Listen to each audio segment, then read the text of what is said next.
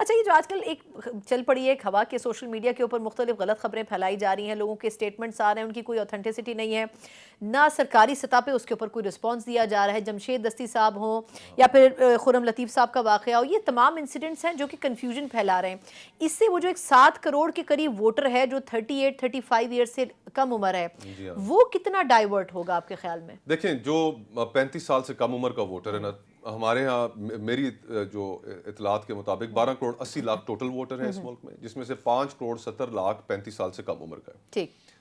जो 35 साल से कम उम्र का वोटर है उसके लिए कोई अट्रैक्शन नहीं है इन बाकी दीगर जमातों के लिए। एग्जैक्टली, बिल्कुल। पुराने नारों पे जो जमातें 3-3 4-4 दहाइयों से पाकिस्तान की सियासत में मौजूद हैं, हुकूमत कर चुकी हैं, वो नौजवान इनकी तरफ राग़िब नहीं है। बिल्कुल ठीक। उस नौजवान के लिए प्रायोरिटी जो है फिलहाल तहरीक इंसाफ है। लेकिन जिस दिन उनके लिए कोई क्रेडिबल और ऑप्शन भी सामने आ गई तो लोग वहां पर उस वक्त भी मूव करेंगे। और मेरे ख्याल से जो क्राइसिस है इस वक्त का असल क्राइसिस लीडरशिप क्राइसिस, वो ये है कि there is no credible opposition to Imran Khan. आप किसी पीटीआई वाले से अगर आर्ग्यूमेंट करें तो वो आपकी सारी बातें मान जाएगा कि अच्छा, इमरान खान साहब के दौर में ये ठीक नहीं था, ये ठीक नहीं था, ये ठीक नहीं था, वो आपकी सारी बातें मान जाएगा।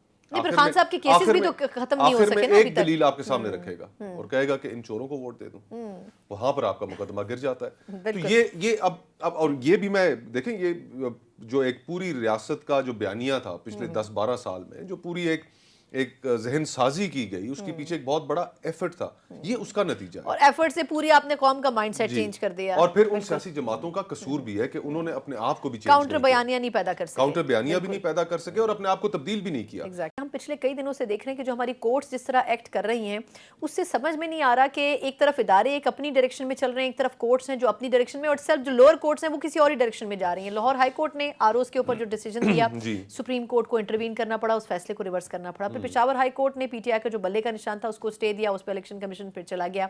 मतलब लग ये रहा है कि हर सूबे की कोर्ट एक अपने ही एजेंडे के ऊपर चल रही है। क्या इसमें सदाकत है?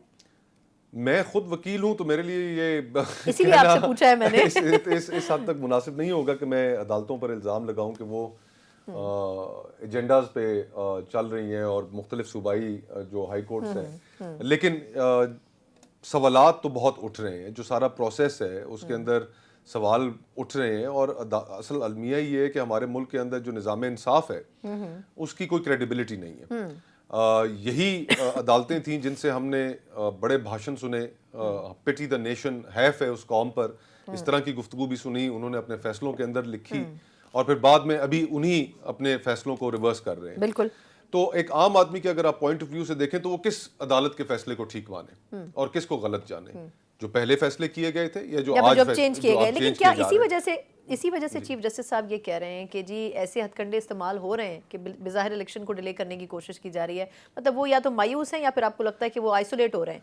देखिए, सुप्रीम कोर्ट की एक पोजीशन वाज़िया तो रही है इलेक्शंस के हवाले से, काजी फायज ईसा साहब की, और पत्थर पे लकीर कहा गया है उनकी जानिब से इलेक्शंस को कि 8 फरवरी को ज़रूर होंगे। जहाँ तक सियासी जमातों का ताल्लुक है, पॉलिटिकल प्लेयर्स का ताल्लुक है, दीगर स्टेक होल्डर्स का ताल्लुक है, तो उनके अंदर तो खौफ है इलेक्शंस का। अगर उनके अंदर एतमाद की कमी ना होती, खौफ ना होता है इलेक्शंस का, तो फिर वो पंजाब में करा देते, नहीं कराए, खैबर पख्तूनख्वा में करा देते, नहीं कराए।